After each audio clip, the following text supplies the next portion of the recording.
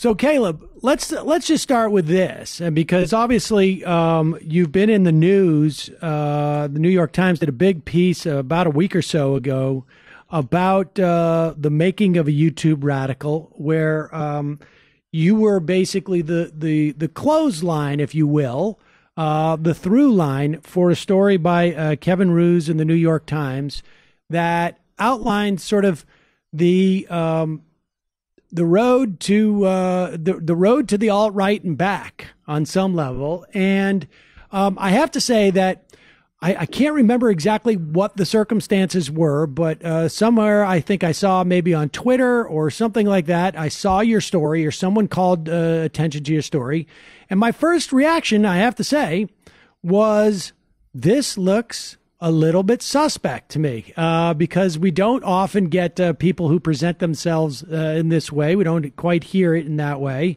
And, you know, it's still conceivable. Like, let me ask you this, based upon your experience. It's conceivable that, you know, the alt-right would do something like this, right? To have somebody who supposedly was alt-right and then, you know, turns away from it as part of like a hoax, as a way of showing that we can own the libs, and it sort of strengthens their hand. Yeah, I agree. I saw a lot of that criticism coming from people whenever I first made that video. I didn't expect that video to go that viral. So then when I saw the criticism pouring in, I was like, ugh, I mean, that kind of hurts. But at the same time, I was like, no, I get it. I mean, the alt-right loves to do trolling, right? And that would be a pretty epic troll if you could get all the liberals to hop on board behind you, and then you just, you know, go live on CNN or some shit and then just say it was a big, you know, scam. That'd be pretty fucking funny in terms of an alt-righter. But yeah, I mean, also, you know, I could have been a grifter, right? That's something I learned from you. Like on your show, the majority report was, you know, how all these people on the right, they just totally make things up. I think that's what Baked Alaska was doing. So I think it's totally conceivable. But I mean, as far as like, I can only prove myself in time, right? Right. Well, nevertheless, the story is interesting, and the New York Times has come down to visit you, and you know, presumably has vetted your story, because the thing is that I've heard stories like this, and I know people who have you know, whose kids, frankly, personally, I know have you know, fallen down similar rabbit holes as you. So let's start with your story.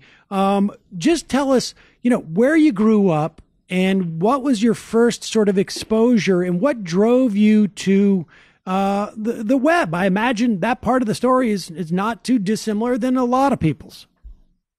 Yeah, so where I grew up in West Virginia, a very small town, not far from D.C., and I didn't grow up in total poverty conditions, but, you know, I saw a lot of poverty around me, especially with my friends, and then, you know, by the time I turned 18, I basically was left without any resources. And, you know, while a lot of my friends ended up staying home and doing heroin and getting into trouble and going to prison, I tried to go to school, but not having support structure, not having really close family ties, and pretty much like dealing with depression, I ended up dropping out. And the reason I turned to YouTube and the internet is because that's where I pretty much grew up. I mean, my generation, I got internet, high-speed internet, in my freshman year of high school, and I basically would spend all my time on YouTube or 4chan, you know, all these like different sites, and this was all like pre-Gamergate,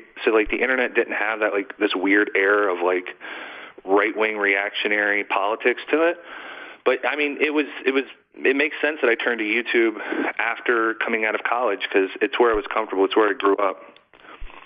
And so when you first got on, how did you end up? What was your first exposure? You mentioned you're on 4chan. Tell people what 4chan is, because I don't know that a lot of listeners, particularly you know, older folks, necessarily have a good sense of what 4chan is. We hear it now and then, but I don't know if people know what it is. Yeah, so 4chan is what you call a chan site, and it's like these online message boards that were kind of inspired by Japanese, forums. And they're basically a place where the internet has this culture of trolling that it developed very early on. And so 4chan was a place to go and post like ironic jokes. And the point of trolling is you try to make your jokes as offensive as possible. And so 4chan kind of took on this air of having super offensive jokes, sometimes racist jokes, anti-Semitic jokes, homophobic jokes. It didn't really matter. It was just about like upsetting people and to get a reaction out of them, and that was supposed to be funny. And so 4chan's recently kind of shifted into this weird like far right politics though, and it's become like a hotbed for the alt-right and different like fascist movements, I would say, online. So so basically I was getting on 4chan a lot back then, and where did that lead you? I mean, where did that lead you? Back then, nowhere. And back then, YouTube didn't lead me anywhere because like the algorithms weren't as strong, and there wasn't this like unironic Nazi posting going on 4chan, and there wasn't these far right figures on YouTube. And so really back then, it didn't lead anywhere. And so, okay, so then what happens next? So that the time period I'm talking about would be like 2008 to maybe 2010, and then around 2011 I took a break from the internet while I was in school, and when I came back around 2012, 2013, I guess things had changed. Gamergate had happened, and the first videos that I found were, I was looking for self-help stuff, and I was actually listening to like a lot of Alan Watts and like these videos like from this guy named Cain. He was a gamer that I used to watch, and it was just about like neuroscience and reprogramming your brain and improving your basically self-help stuff. And somehow the algorithm fed me Stefan Molyneux's videos. And it was from there that I started watching Steph and listening to all his self-help, which I thought was like high tier because he would go in depth into psychology and all these things. But then he would also talk about all the politics, and I started to absorb those over time as well. That's fascinating. And we should say that, like,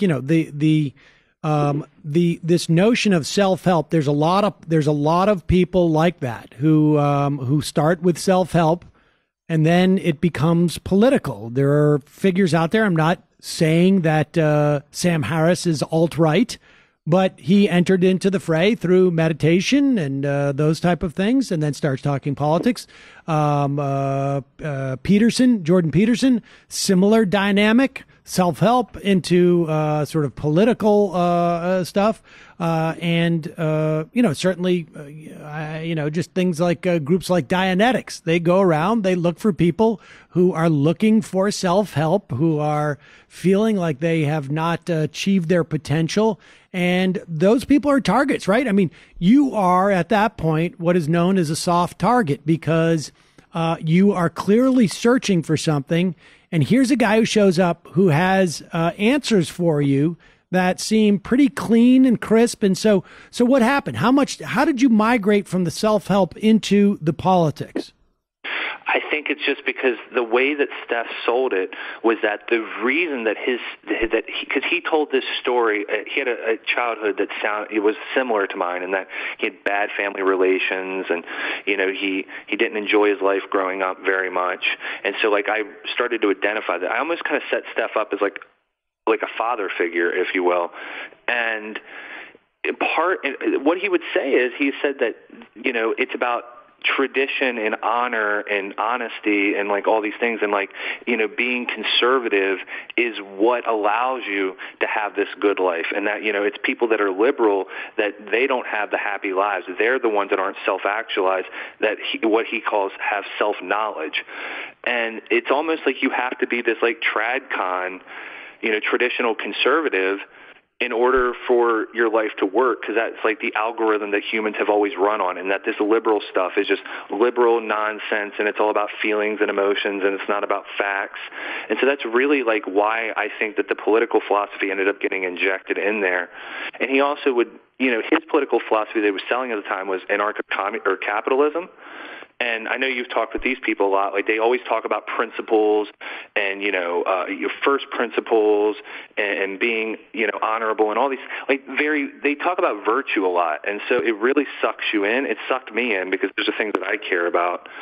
And I think that's why I absorbed the political narrative, because it was welded to this self-help. It was like he was selling them as the same thing, and you had to accept both of them. That's fascinating. All right, Caleb, we need to take a break. Well, we'll be right back. I'm talking to Caleb Cain. He is the subject, at least in part, of a New York Times piece from a week or two ago called "The Making of a YouTube Radical." We'll be right back. I'm Sam Seder. This is Ring of Fire Radio.